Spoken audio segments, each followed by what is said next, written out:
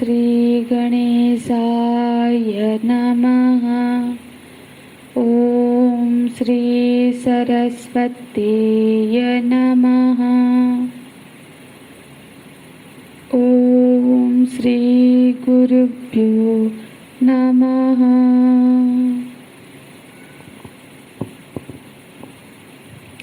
अत्र शूरामहे श्वासः भीमार्जुनसमायुधि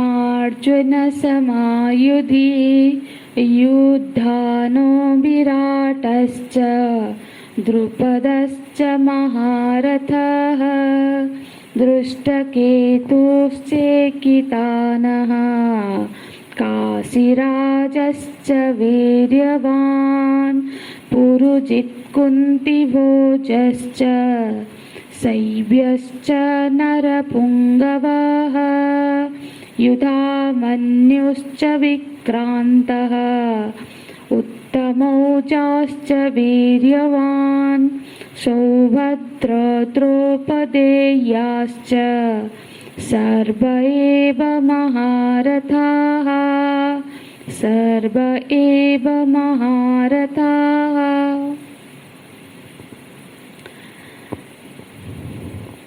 पांडव सेना युद्ध के लिए तैयार होकर सामने खड़ी है और दुर्योधन द्रोणाचार्य जी के पास जाकर पांडवों की सेना को देखने के लिए प्रार्थना करते हैं और अब उन्हें पांडव सेना की महारथियों को दिखाते हुए बोलते हैं, अत्र शूरा महेश्वासाः भीमार्जुन समायुधि।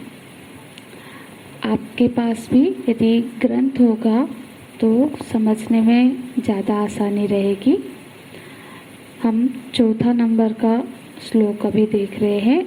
अत्र शूरा महेश्वासा।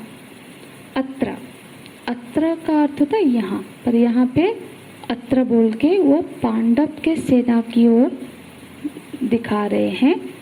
पांडव की सेना में शूरा, सूर किसको बोलते हैं? जो बहुत पराक्रमशाली जो योद्धा होते, पुरुष होते, उनको भी जो वध कर सके, जो धराशायी कर दे, उनको सूर कहा जाता है। तो बोलते हैं शूराहा, बहुवचन में बोलते हैं कि पांडवों की सेना में ऐसे बहुत सारे सूरवीर है। और महेश्वासाहा, ये भी बहुवचन में है। महेश मतलब ईश्वास का अर्थ होता है धनुष, जिसमें कि बाण छोड़ा जाता है, इसको ईश्वास बोलते हैं। तो जिन लोगों के पास बड़े बड़े धनुष है, ईश्वास है, उनको बोलते हैं महेश्वास। वो सभी महेश्वास है। तो ऐसे जो सूर और जो ऐसे अस्त्र शस्त्र से सज्जित महावीर है, वो सब कैसे है? भीमार्जुन समायुधि। वो सब युद्ध कौशल में, युद्ध में भीम और अर्जुन के सदृश है। मतलब उनमें भीम और अर्जुन जैसे बल और पराक्रमी में वो सारे युद्ध कौशल में निपुण हैं। तो ऐसे सारे योद्धा पांडवों के पक्ष में है। हे गुरुदेव, एतम पश्य, उनको देखिए आप। तो कौन है वो? वो लोग कौन है? तो कुछ नाम यहाँ पे वो बताते हैं। युद्धानो, युद्धानो एक राजा है जिन्होंने अर्जुन जी से अस्त्र शस्त्र की विद्या का शिक्षा ग्रहण करी थी। तो एक तरफ से अर्जुन जी के वो शिष्य है। बोलते हैं विराटश्च, विराट राजा, विराट राज्य के जो राजा है उनको बोलते हैं विराटश्च। हम जानते हैं विराट जहाँ पे पांडवों ने अज्ञातवास के दौरान आश्रय लिया था और वो अभिमन्यु के ससुर है। फिर बोलते हैं द्रुपदश्च, द्रुपद महाराज द्रुपद जो द्रौपदी जी के पिताजी है, जिनके बारे में हम पिछले कक्षा में चर्चा किए थे, द्रुपदश्च महारथः, ये महारथः द्रुपद के विशेषण है, मतलब द्रुपद कैसे है, वो महारथी है, मतलब रथी महारथी इस तरह से उनका ग्रेडिंग होता है। तो फिर बोलते हैं दृष्टकेतुश्च चेकितानः। दृष्टकेतु, दृष्टकेतु शिशुपाल के पुत्र है, जो कि पांडव की ओर से अभी युद्ध में खड़े हैं, वो भी एक महावीर ही है। चेकितानः, वो चेकितान एक यादव वंश के राजा है। फिर बोलते हैं कुंती काशी राजश्च, काशी के जो राजा है, काशी राजा का मतलब संबंध ये है कि अम्बा, अंबिका, अम्बालिका वो सब काशी राजा के ही पुत्रियाँ थी, जिन्हें पितामह भीष्म ने बलपूर्वक हस्तिनापुर ले आए थे। तो इस तरह से वो पंडु और धृतराष्ट्र के ननिहाल है। तो वहाँ के जो राजा है वो भी युद्ध क्षेत्र में आ रहे हैं। वीर्यवान, वीर्यवान काशी राजा का विशेषण है, मतलब वो काशी राजा कैसे है, वो वीर्यवान है, महाप्रतापी है। तो पुरुजित कुंती भोजश्च, पुरुजित और कुंती भोज ये माता कुंती के भाई है। शैव्यश्च नरपुंगवः, शैव्य एक राजा है और नरपुंगवः, नरपुंगवः मतलब जो मनुष्य में श्रेष्ठ होता है, पुंगव का अर्थ श्रेष्ठ है। तो शैव्य जो कि मनुष्य में, राजाओं में भी श्रेष्ठ है, ऐसे राजा है वो। फिर आगे बोलते हैं युधामन्युश्च विक्रांतः, युधामन्यु, हाँ विक्रांत उसका विशेषण है। हाँ, तो युधामन्यु जो एक राजा है। उत्तमो जाश्च वीर्यवान, तो ऐसे वैसे बड़े बड़े महाराजा महारथी जो वीर्यवान हैं वहाँ पे उपस्थित थे। सौभद्र द्रौपदेयाश्च, सौभद्र माता सुभद्रा के पुत्र मतलब अभिमन्यु। द्रौपदेयाश्च माता द्रौपदी के 5 पुत्र, और वो सब कैसे है, सर्व एव महारथाः, वो सबके सब महारथी है। तो ऐसे बहुत से महारथी पांडव सेना में खड़े हुए हैं। हाँ, तो ये एक संकेत करते हैं कि ऐसे ऐसे महारथी जो कि पांडव सेना में खड़े हैं। इसे बताने का तात्पर्य दुर्योधन का यही है कि कभी भी शत्रु का बल भी देखना चाहिए और शत्रु को भी कभी कमजोर और इसे नहीं समझना चाहिए, ये एक युद्ध रीति होता है। तो ऐसा बोल के फिर वो आगे ऐसे कुछ नाम वर्णन कर लेने के बाद दुर्योधन अपने पक्ष की वीरों की वर्णना करने लगता है, क्योंकि यदि हम सारे राजाओं की ऐसे वर्णना करेंगे तो पूरा महाभारत ही इसमें आ जाएगा। तो कुछ नाम ही चर्चा करके आगे बढ़ते हैं। तो अब दुर्योधन अपने पक्ष के जो महारथी है उनकी भी वर्णना करता है कि हम भी किसी से कम नहीं है। यदि उनके वहाँ महारथियाँ हैं तो हे गुरुवर, हमारे पास भी कौन कौन है, थोड़ा उन पर भी आप नज़र डालिए। तो बोलते हैं अस्माकं तो विशिष्टा ये तान्निबोधद्विजोत्तमा नायका मम सैन्यस्य संज्ञार्थं तान् ब्रवीमि ते।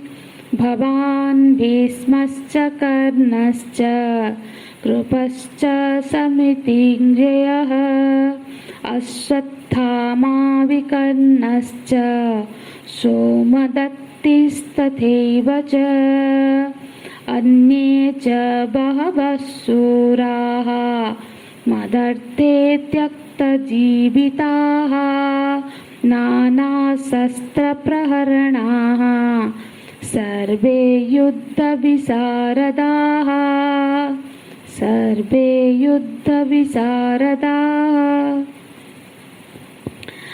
अस्माकं तु विशिष्टा, हे द्विजोत्तम। तो यहाँ पे दुर्योधन आचार्य द्रोण को द्विजोत्तम बोल के से मतलब हे ब्राह्मणों में श्रेष्ठ, हे आचार्यवर, अस्माकं तो विशिष्टा ये तान निबोधो। अस्माकं हमारे तरफ जो सारे योद्धा है, हाँ, उनके तरफ आप देखिए, तान निबोधो, आपके संज्ञानार्थ, आपको जनाने के लिए आप उनके प्रति भी ध्यान दीजिए, उनके प्रति दृष्टि दीजिए कि हमारे तरफ कौन कौन महारथी है। तो इसे तो नायका मम सन्न्यस्य, तो वो सारे जो अस्माकं तो विशिष्टा, तो यहाँ पे मतलब ऐसा लग रहा है कि दुर्योधन के बातों में कुछ एक तालमेल नहीं है। एक तो बोलते हैं अस्माकं, हमारे जो पक्ष के लोग हैं उनको देखिए, फिर बोलते हैं मम नायका, मम सैन्यस्य नायका, जो मेरे सैन्य के नायक है। तो हमारे फिर मेरे, तो यह बात में जैसे कोई तालमेल नहीं है। जैसा ऐसा लगता है कि जैसे कि पांडवों के सैन्यों को देख के वो थोड़ा सा भयभीत हो गए हैं और अपने आप को मानो कि समझाने के लिए कि हमारे पास भी इतने सारे सामर्थ्य, शक्तिशाली और वीर महारथी है। तो वो इस तरह से गुरुदेव को दिखाने की शैली में मानो कि अपने आप को ही समझा रहे हैं कि हम भी कुछ कम नहीं हैं। तो बोल रहे हैं मम नायक सन्न्यस्य संज्ञार्थं तान ब्रवीमीते। आपके संज्ञार्थे मतलब आपके ज्ञानार्थे, आपको जानने के लिए, तान ब्रवीमीते, तो मैं उनका आपको बोल रहा हूँ। ब्रवीमी, ब्रवीमी माने बोल रहा हूँ। मैं क्यों बोल रहा हूँ? क्योंकि मैं आपका दृष्टि उस तरफ भी खींचना चाहता हूँ कि हमारे पास कैसे सैन्य बल है। हाँ, हे ब्राह्मण श्रेष्ठ, हे द्विजोत्तम, हमारे सेना में जो विशिष्ट लोग हैं उनके विषय में मैं मतलब आपकी जानकारी के लिए बता रहा हूँ, आपके संज्ञानार्थ तान ब्रवीमि। मम सैन्यस्य नायकाः, जो मेरे सेना के नायक है, सेनापतियाँ हैं या फिर जो महावीर है, उन लोगों को आपके संज्ञानार्थ, आपके जानकारी के लिए मैं उनके नाम भी आपको बताता हूँ। तो यहाँ पे वो फिर कुछ अपने सैन्यों के, अपने तरफ के महान योद्धाओं का नाम गिनाते हैं। तो पहले शुरुआत क्या करते हैं? भवान, भवान भीष्मश्च कर्णश्च। भवान मतलब एक तो आप है। पहले ये एक जैसे कि एक चालाकी से बात करते हैं ना, जैसे कि युद्ध कला में बोलते हैं कि जो सामने होगा पहले उसी से ही शुरू करना चाहिए, उसी की तारीफ करते हुए। तो यहाँ पे पहले वो द्रोणाचार्य जी को ही बोल रहे हैं कि एक तो हमारे पास आप है, हाँ, आप जैसा शूरवीर महाशाली योद्धा हमारे पास है, भगवान। और कौन है? भीष्मश्च। फिर दूसरे नंबर में पितामह भीष्म की, भीष्म के बारे में बताते हैं। कर्णश्च मतलब कर्ण जैसा महावीर महापराक्रमी हमारे पक्ष में है। फिर बोलते हैं कृपश्च समितिंजयः, कृपाचार्य जी, और वो कैसे है? समितिंजयः। समितिंजय मतलब वो अपराजित है, मतलब उनको कोई पराजित नहीं कर सकता, उन पे कोई विजय प्राप्त नहीं कर सकता, क्योंकि कृपाचार्य जी को चिरंजीवी होने का वर प्राप्त है। तो यहाँ पे कौरव की सेना की तरफ बहुत सारे ऐसे महावीर हैं जो बिल्कुल अजेय है, उन पे विजय प्राप्त करना बिल्कुल असंभव है मानो। तो कौरव में एक तो स्वयं द्रोणाचार्य जी है, तो द्रोणाचार्य जी पे कोई विजय प्राप्त करना आसान नहीं है। और भीष्म पितामह है, भीष्म पितामह को तो इच्छा मृत्यु का वरदान भी है, और यदि वो ना चाहे, वो अपने मृत्यु का रहस्य ना बताए, तो कोई उनको मार नहीं सकता है। तीसरा कृपाचार्य जी है, जिनको वो चिरंजीवी है, 7 चिरंजीवी में से कृपाचार्य है। और एक है अश्वत्थामा, वो भी एक चिरंजीवी है, वो उसका भी मृत्यु नहीं हो सकता, मतलब चिरंजीव मतलब वो अभी भी जीवित है। तो ऐसे ऐसे चिरंजीव महारथी है। पर इसीलिए जब युद्ध का प्रारंभ होने जा रहा था और महाराज युधिष्ठिर अपने रथ से उतरकर आए और द्रोणाचार्य जी को और भीष्म पितामह को उन्होंने प्रणाम किया, तो उस हालांकि अब युद्ध अनिवार्य है, युद्ध करना है, उन्हीं के विपक्ष से युद्ध करना है, पर जो छोटे और बड़े की जो मर्यादा है वो तो है ही। तो इसीलिए युधिष्ठिर ने जब उनको आके प्रणाम किया तो उन्होंने उसको आशीर्वाद करते हुए विजयी भव ऐसा आशीर्वाद किया। तो फिर युधिष्ठिर जी ने बोला कि पितामह विजयी भव का आशीर्वाद दे रहे हैं, हम तब तक तो विजयी नहीं हो सकते जब तक आप लोग सामने खड़े हैं, और आप लोग तो अजय है, आपको पराजय करना आसान नहीं है, तो फिर ये कैसे घटेगा। तो वहाँ पे द्रोणाचार्य जी ने कहा, युधिष्ठिर यदि तुम प्रणाम करने नहीं आते तो फिर तो तुम्हें मृत्यु से कोई नहीं बचा सकता था, क्योंकि तुमने यहाँ प्रणाम किया और ये आशीर्वाद लिया, बस इसी वजह से तुम ये युद्ध जीत जाओगे। नहीं तो यहाँ पे ऐसे ऐसे महारथी है जिन पर विजय प्राप्त करना नामुमकिन है। तो ये जो प्रणाम जैसा जो हमारा एक छोटे छोटे हमारे क्रिया होती है, वो भी कितनी महत्व की होती है, वो भी हमें बहुत सारे विपत्ति से भी रक्षा कर सकती है। तो हमें ये सारे चीज़ों की अपने जीवन में, अपने शास्त्रों से सीखी हुई मर्यादाओं का अपने जीवन में पालन करना चाहिए। तो यही हम अपने पुराणों से, ग्रंथों से सीखते हैं। तो यहाँ पे बोलते हैं, भवान भीष्मश्च कर्णश्च कृपश्च समितिञ्जयः। फिर बोलते हैं अश्वत्थामा, अश्वत्थामा भी है, विकर्णश्च। और फिर यहाँ पे मानो कि दुर्योधन बोल रहे हैं, हे आचार्य जी, हमारे पक्ष में भी बड़े से बड़े धर्मात्मा है, ऐसा नहीं कि धर्म हमारे साथ नहीं है, हमारे पक्ष में भी विकर्ण जैसा धार्मिक, विकर्ण इन्हीं के ही दुर्योधन के भाई है, जो कि महान धर्मात्मा है। सोमदत्त, सोमदत्त जो है शांतनु जी के भाई के पुत्र है, और वो उन्होंने अपने जीवन में बहुत बड़े बड़े यज्ञ का अनुष्ठान किया है। तो वो ऐसे ऐसे धर्मात्मा भी हमारे पक्ष से युद्ध कर रहे हैं।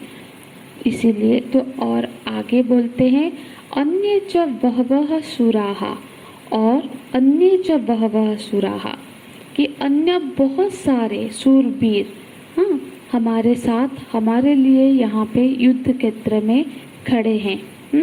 जो मदर्थे त्यक्त जीविताः, जो मेरे लिए मदर्थे मतलब मेरे अर्थ से मेरे लिए त्यक्त जीविताः, जीवन का त्याग करने के लिए, जीवन का मोह को त्याग करने के लिए, मतलब मरने के लिए यहाँ पे खड़े हुए हैं।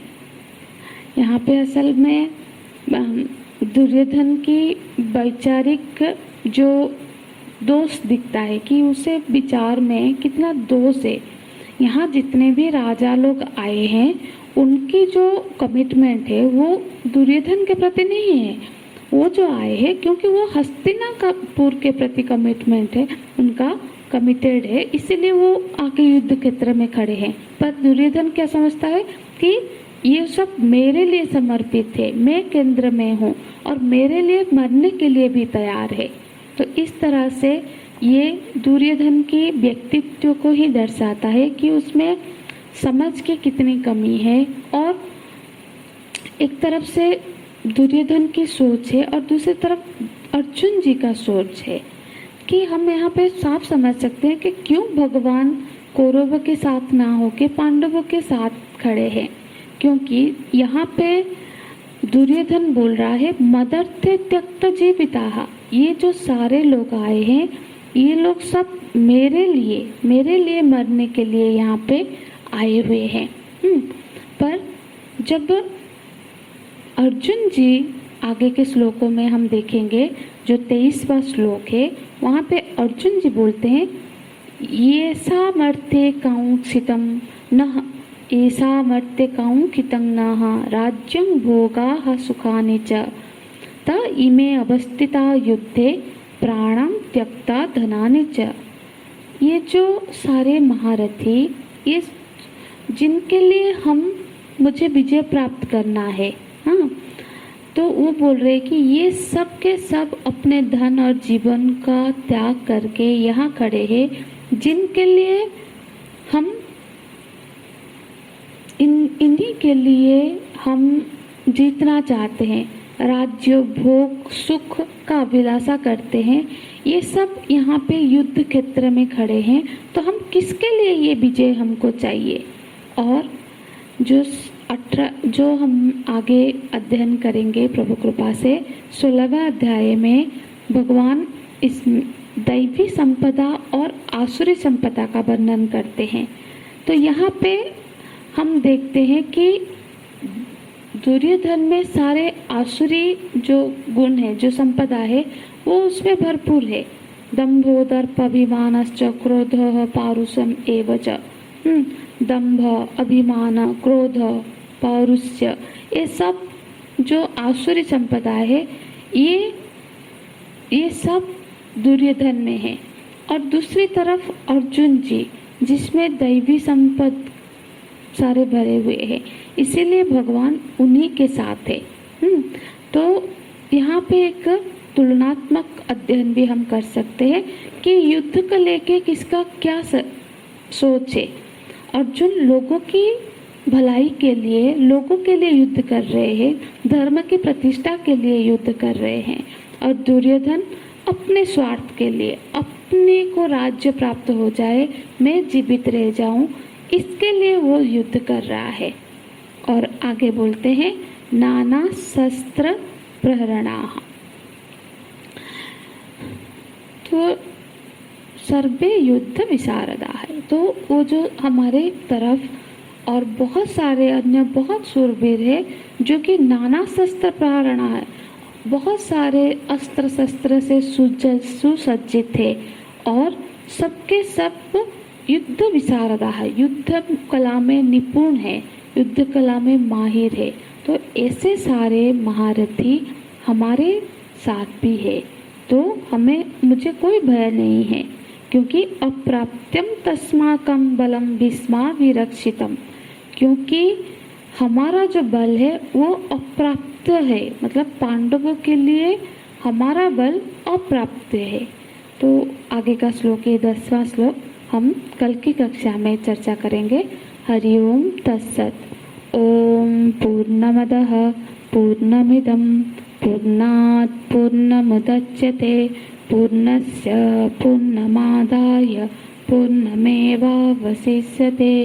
ओम शांति शांति शांति।